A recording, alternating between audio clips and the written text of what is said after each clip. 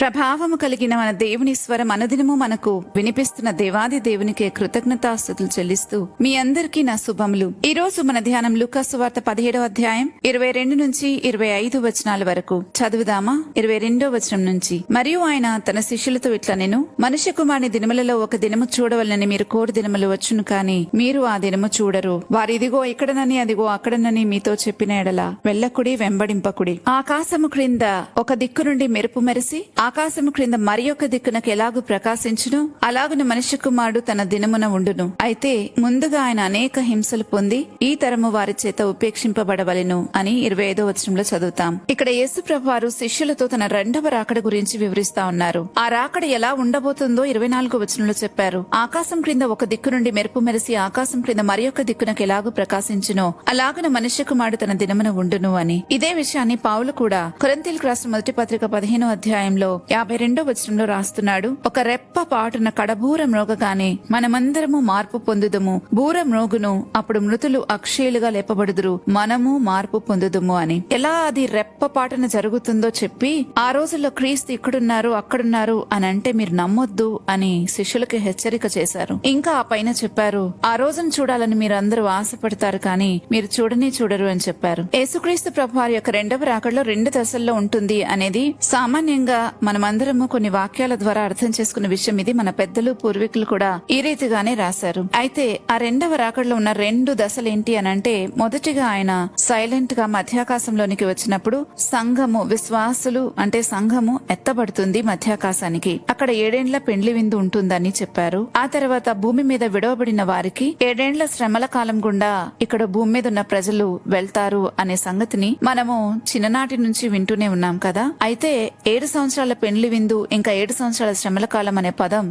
ఈ సెంటెన్స్, ఈ వాక్యం ఒక్క వాక్యంలో మనకు లేకపోయినప్పటికీ వాక్యాల సమాహారంలో ఆ సత్యాన్ని మనం వెలికి తీయొచ్చు. దానియేలు పుస్తకం, ప్రకటన 11వ అధ్యాయం 12వ అధ్యాయాల్లో వీటన్నిటినీ కలుపుకొని చూస్తే, ఇంకా మత్తయి సువార్త 24వ అధ్యాయాన్ని మనం వీటన్నిటినీ అర్థం చేసుకోవడానికి ప్రయత్నం చేస్తే ఆ మహాశ్రమని గురించి ప్రభువు వివరించారు, కానీ అది ఎప్పుడు అనే దాని గురించి వివరించబడలేదు. సో ఇక్కడ ఈ 7 సంవత్సరాలు పెండ్లి విందు అనే కన్క్లూజన్ కి ఎందుకు పెద్దలు వచ్చారు అని అంటే, పెండ్లి విందు గురించి అయితే ప్రకటన పుస్తకం 19వ అధ్యాయంలో రాయబడింది. ఇంకా 7 years అని ఎందుకు అన్నారు అనంటే, 7 సంవత్సరాలే అని ఎందుకు అన్నారు అంటే 7 సంవత్సరాల శ్రమలున్నాయి భూమి మీద అని దానియేలు పుస్తకంలో 3.5 సంవత్సరాలు యొక్క లెక్క మనం గమనించవచ్చు. అయితే సామాన్యంగా అర్థం చేసుకోవడానికి నేను చెప్తున్నాను. సో ఈ 7 సంవత్సరాల యొక్క శ్రమలు భూమి మీద నడుస్తా ఉంటే 7 ఏండ్లు సంఘము పెండ్లి విందులో ఉంటుంది అనేది మనం అర్థం చేసుకున్నాం. అయితే ఈ శ్రమల కాలంలో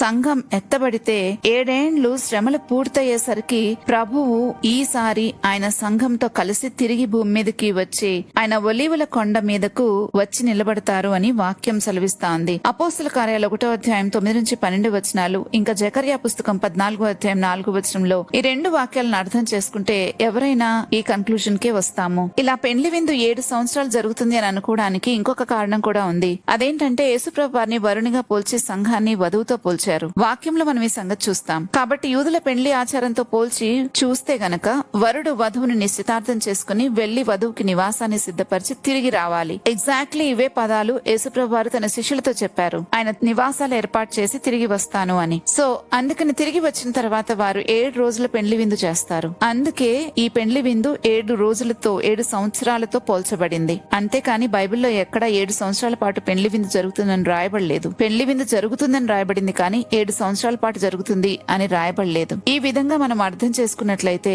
అంటే దాని యొక్క కాలాన్ని గురించి స్పష్టంగా అది ఎక్కడ, ఎప్పుడు, ఎలా జరుగుతుంది అనేది రాయబడలేదు. అయితే మన పెద్దలు చేసిన ఇంటర్ప్రిటేషన్ ని బట్టి మనం కూడా దీన్ని ఈ విధంగా అర్థం చేసుకోవడానికి ప్రయత్నం చేస్తున్నాం. అయితే మనం ఒక్కటి గుర్తుపెట్టుకోవాలి, ప్రభు యొక్క రాకడ కాలాన్ని గుర్తించగలం కానీ ఆ సమయం ఎప్పుడో ఎవ్వరికీ తెలియదని ప్రభు చెప్పారు. ఆ కాలాన్ని గుర్తించడానికి ప్రభు కొన్ని సూచనలు చెప్పారు. అవి నెరవేరినప్పుడు ఆయన ద్వారము దగ్గరే ఉన్నారు అని గుర్తించాలన్నారు. అయితే ఈ సంఘం ఎత్తబడే విషయంలో క్రైస్తవులందరూ ఒకటేలాగా ఆలోచించరు, ఒకటే విషయాన్ని నమ్మరు. కొందరు అంటారు శ్రమల కాలానికి ముందే సంఘం ఎత్తబడుతుందని, కొందరు శ్రమల కాలం మధ్యలో ఎత్తబడుతుందని, మరి కొందరు శ్రమల కాలం అయిపోయిన తర్వాత ఎత్తబడుతుంది అని. అంటే pre tribulation, mid tribulation, post tribulation theories ని మనం చూస్తూనే ఉన్నాం. ఎవరి వాదన విన్నా వారిదే కరెక్ట్ ఏమో అనిపించేటట్లుగా ఉంటాయి. అయితే నేను వ్యక్తిగతంగా నమ్మేది ఏంటంటే సంఘం ఆయన రాకడకు సిద్ధపడితే భూమి మీద శ్రమల కాలాన్ని తప్పించుకుంటుంది. ఒకవేళ సిద్ధపడకపోతే శ్రమల కాలం గుండా వెళ్లాల్సి వస్తుంది అని నమ్ముతాను. అందుకే నేను నమ్మే ప్రధానమైన సత్యాన్ని ఒకసారి మీ ముందు ఉంచుతాను. ప్రభు వస్తారు, ఆయన రాకడైతే ఖచ్చితంగా జరుగుతుంది. అది ఎప్పుడు అని తెలుసుకోవడం మన పని కాదు గాని మనము ఎల్లప్పుడూ, అంటే మనం ఎప్పుడు కూడా ఎలా బ్రతకాలి అని అంటే ఈ క్షణం ఆయన రాకడ ఉంటే నేను సిద్ధమే అన్నట్లు బ్రతకాలి. అలా ఉండాలి అని అంటే మనం ఎప్పుడూ మన మనస్సులో మనం పరదేశులమని, యాత్రికులమని గుర్తుంచుకుని అందుకు తగినట్లుగా దేనితోనూ బంధాలు ఏర్పరచుకోకుండా ఆయన రాక కోసం ఎదురు చూసే ప్రజలుగా ఉండాలి అని లేఖనాల ద్వారా మనకు అర్థమైంది. కాబట్టి విశ్వాసులమైన మనం ప్రభు యేసుక్రీస్తు రాకడ గురించి ఎన్నో వివరణలు, అభిప్రాయాలు, థియరీస్ మన చుట్టూ ఉన్నప్పటికీ ప్రధానమైన సత్యమైతే ఒకటే, ఆయన రాకడ నిశ్చయంగా జరుగుతుంది. కానీ ఆ సమయం ఏంటో ఎవరికీ తెలియదు. అందుచేత మనం కాలాన్ని లెక్కించడం కంటే, లేదా ఇలా వస్తుందేమో అలా జరుగుతుందేమో అని ప్రతిదాన్ని పరిశీలించి తెలుసుకోవడం కంటే మన హృదయాన్ని సిద్ధపరచుకోవడమే ముఖ్యం. ఎప్పటికప్పుడు మన హృదయాన్ని సిద్ధపరచుకోవడమే ముఖ్యం. ఈ లోకంలో మనం పరదేశులమని, యాత్రికులమని గుర్తుంచుకుని ఏ బంధముల్లో చిక్కుకోకుండా పరిశుద్ధతతో, జాగ్రత్తతో, విశ్వాసంతో జీవిస్తూ ప్రతి క్షణం ఇప్పుడే ప్రభు వస్తే నేను సిద్ధమేనా అనే మనసుతో మనం ఉండగలిగితే ఆయన రాకడ మనకు భయంకరంగా ఉండదు, చాలా సంతోషంగా ఉంటది. ఎవరినైతే సేవిస్తూ ఉన్నామో నమ్మకంగా వారిని మనం ముఖాముఖిగా చూసిన ఆ రోజు, ఆ సమయం ఎంత సంతోషమో మనం మాటల్లో చెప్పలేము. ఆయన కొరకు కనిపెట్టు వారి కోసం ఆయన ప్రత్యక్షమవుతారని హెబ్రీయులకు రాసిన పత్రిక 9వ అధ్యాయంలో మనం చూస్తాం. కాబట్టి ఎప్పటికప్పుడు పరిశుద్ధాత్మ నడిపింపులో ఉండి దేవుని వాక్యం చేత నిరంతరం కడగబడుతూ ఎప్పటికప్పుడు మనల్ని పరిశుద్ధతలో జాగ్రత్తగా కాపాడుకుంటూ ఉంటే నిజంగా మనం ఆయన రాకడ కోసం ఎదురు చూసే వారంగానే ఉంటాం. ఆయన మన కోసం త్వరగా వస్తారు. ప్రార్థించుకుందామా?